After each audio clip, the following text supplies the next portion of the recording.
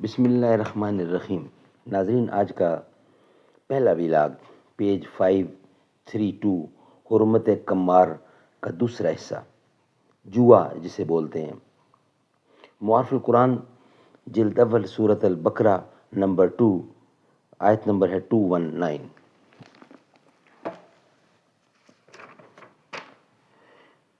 Writer ہے اس کتاب کے مفتی اعظم پاکستان حضرت مولانا مفتی محمد شفیع صاحب رحمۃ اللہ علیہ۔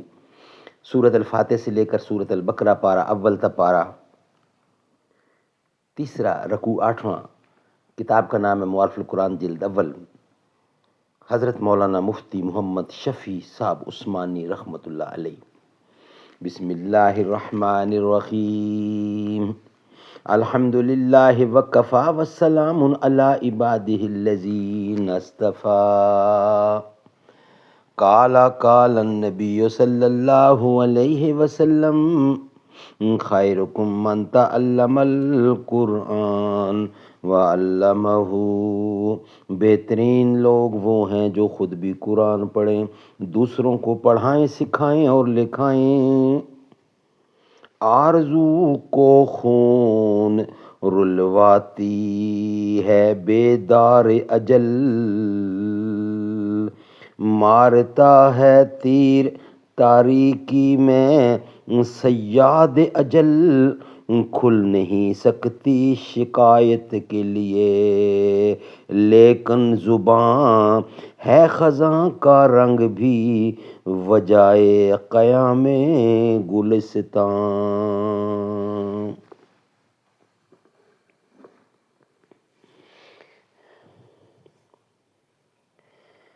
حرمت کمار۔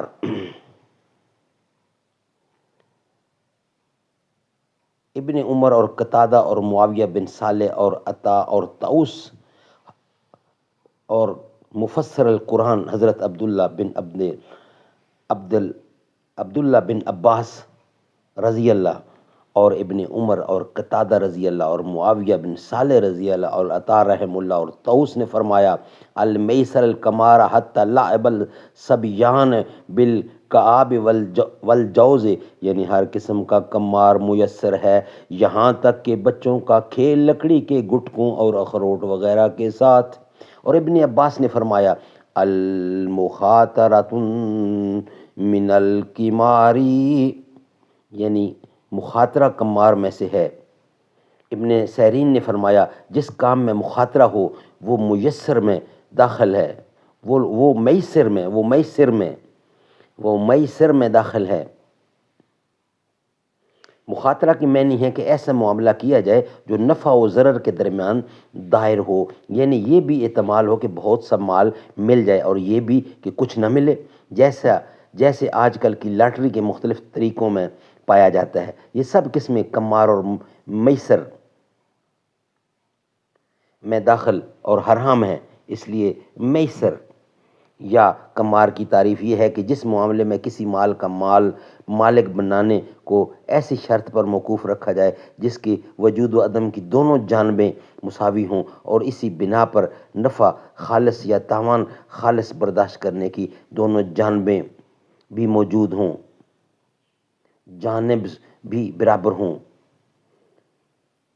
مثلا یہ بھی احتمال ہو کہ زید پر تاوان پڑ جائے اور یہ بھی ہے کہ عمر پر پڑ جائے۔ اس کی جتنی قسمیں اور صورتیں پہلے زمانے میں رائج تھیں یا آج رائج ہیں یا آئندہ پیدا ہوں، وہ سب میسر اور قمار اور جوا کہلائے گا۔ معمہ